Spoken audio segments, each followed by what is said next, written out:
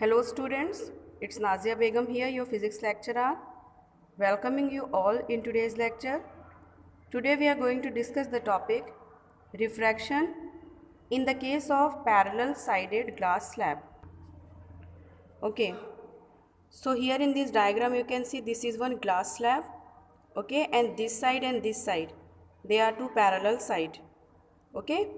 So from these two parallel sides, we will see that how refraction takes place when the light enters in the glass slab and when it comes out from the glass slab, okay. So here you can see AO, this is the incident ray. This ray comes here at point O, which is at the boundary between air and glass. So at this point, at the boundary between two media, refraction takes place, okay. And this ray, instead of going in this direction, okay, we know that light travels in straight line. So this light ray should go like this, okay, but this ray is not going like this, but because here there is change in medium, that's why refraction takes place and it bends towards the normal, okay. Air is rarer medium and glass is denser medium, so that's why this light ray bend towards the normal. Then it travel in straight line. After bending, the light ray travel in straight line and reaches here at point B, okay. Point B is again on the boundary between glass and air, and because here the boundary is there, again the medium will change, the light ray will come out from the glass, so that's why here again refraction takes place and this light ray moves away from the normal, okay. Glass is denser medium, air is rarer medium, so when the light ray comes from denser medium to rarer medium, it moves away from the normal, okay, and like that it follows this path. So this is incident ray, this is refracted ray, this is emergent ray because it is emerging out from the glass, okay. So the angle between incident ray and normal is called angle of incidence. The angle between refracted ray and normal is called angle of refraction.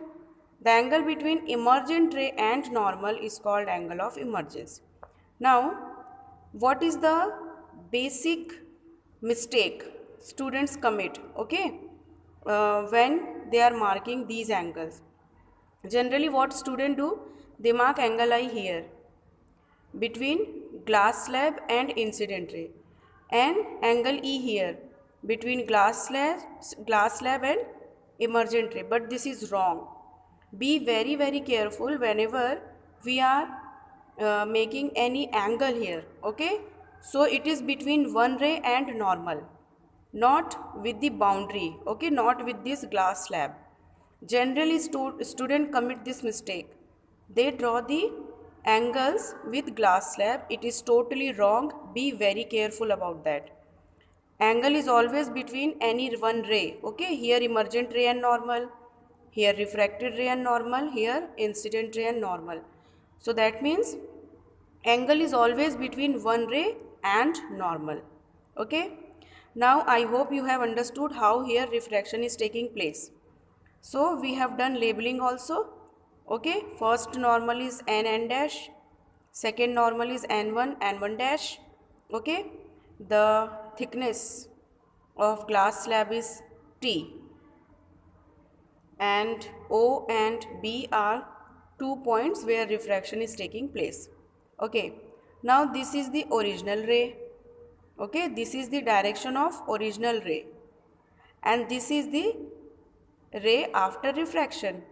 So here we have seen that when the light ray is passing through a glass slab, it is deviated from its original path, okay, and when it is deviated it becomes parallel.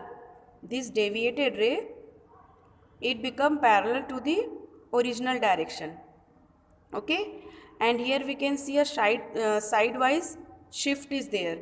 The ray was here, the actual ray direction of actual ray's propagation is this one, okay, but it shifted sidewise and comes here.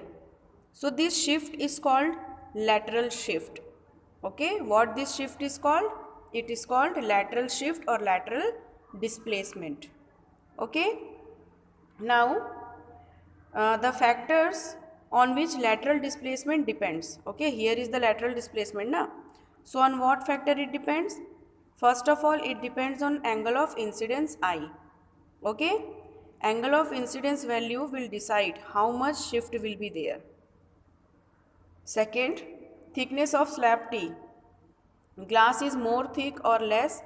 According to that, we will see how much amount of lateral displacement takes place. Third is speed of light in glass. It depends upon the quality of the glass. So we can say that the third factor is nature of material of the glass. Okay, glass is not of one type. So many type of glasses are there. So according to that, how much speed is there of light inside the glass, according to that also the value of D changes. Okay, here you can see a very good picture is there. Okay, this is the incident ray. When it passes through glass slab, refraction takes place. When it comes out from glass slab, again refraction takes place, and you can see how its direction has changed. Okay,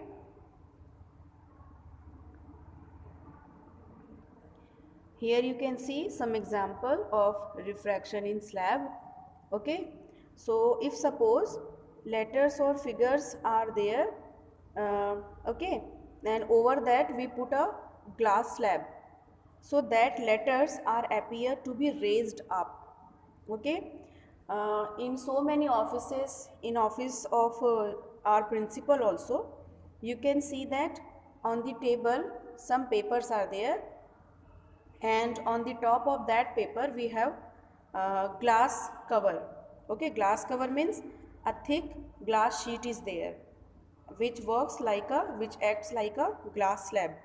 So whatever papers are there under that glass slab, the printed material on that paper, the letters, the pictures, symbols, etc., when we look from the top view, okay, so they look like they are raised up. Okay, and different thickness of slabs gives us different types of effect. Slabs of different thickness can give different raising. Okay, now let's discuss one condition. Okay, generally when we see the definition of refraction, so what we see, when the light ray falls obliquely on a boundary between two media. Okay, when the light ray falls obliquely, that time refraction takes place. But suppose if the light ray is falling normally, that time what happen? So here you can see, this is one light ray which is falling normally on the glass slab. Okay, it is not like this in slanting way, it is not coming obliquely, but it is coming straight to the surface. So that time what happened? Here this is the point of incidence. Here only we will draw one normal. So the angle between this incident ray and normal will be what? 0 degree. Okay, when the light ray is perpendicular to the boundary. This is the incident ray, it is perpendicular to the boundary. So that time the angle of incidence is 0 degree. This is not angle of incidence. Okay, this is symbol of 90 degree. This symbol is showing that this light ray is falling on this glass slab, on the surface of glass slab normally, that is by making a 90 degree angle. But angle of incidence is not between incident ray and glass slab, but it is between the incident ray and normal. So here is our normal and here is only our incident ray. That means the angle of incidence is 0 degree.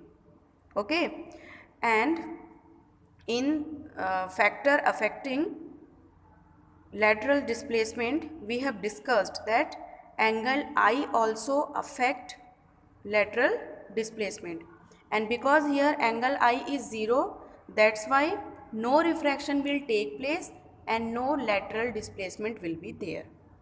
Because light is falling perpendicular, normal to the surface, so it will pass through the glass without any refraction. Here and here at both the places, because the light ray is normal to this surface, refracting surface, that's why no refraction will take place and the light ray will simply pass. Now let's discuss some laws of refraction of light. So first one is, like in case of reflection we have the same case is here. The incident ray, the normal at the point of incidence, and the refracted ray all lie in the same plane. Second law is there. The frequency of light does not change when it travels from one medium to another. Only the speed of light changes. Okay, that is wavelength, not the frequency. So here you can see V is the speed. It depends on wavelength and frequency. Lambda is wavelength and mu is frequency of light. So when the light ray goes from one medium to another medium, the value of lambda changes, and according to that speed also changes, but frequency will remain same. In whatever medium the light will travel, the frequency will not change. And the third law is called Snell's law. For a pair of media, the ratio of sine of angle of incidence to the sine of angle of refraction is constant.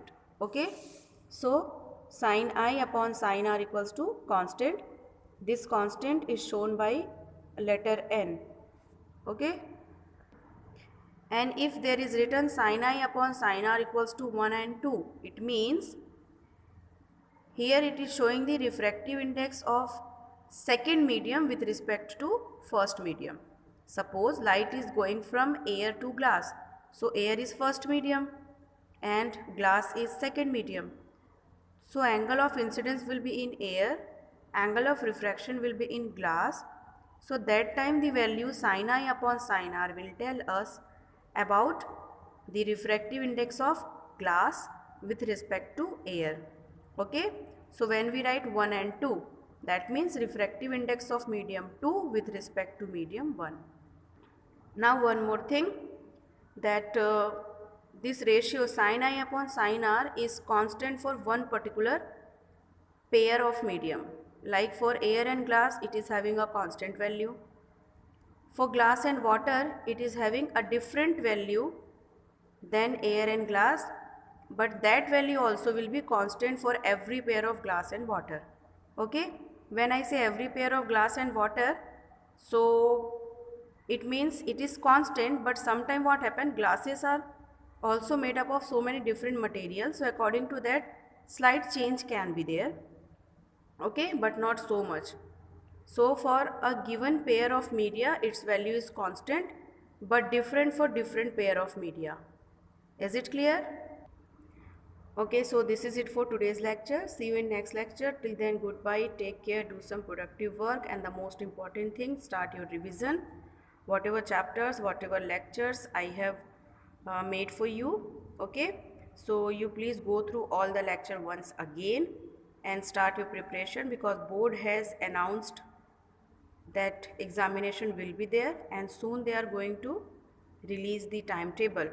So students, be ready. Okay, all the best.